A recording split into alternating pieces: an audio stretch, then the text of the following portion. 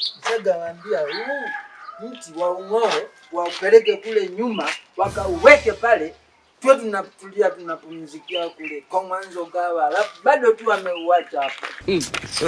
Kuhusu. Hivi, wewe haunaga kazi za kufanya? Toma ndani mama. Nini sasa? Au unataka niseme? Kwa mwanzo kawe useme nini? Twende. Wewe umekunywa dawa?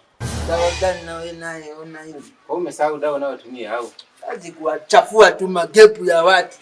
Mama naye si jana alikuja mwingine. So una ugonjwa kabisa wa UTI wewe. Sijui unakunywa dawa za UTI. Hivi wewe mbona unakuwa na akili za ajabu ajabu?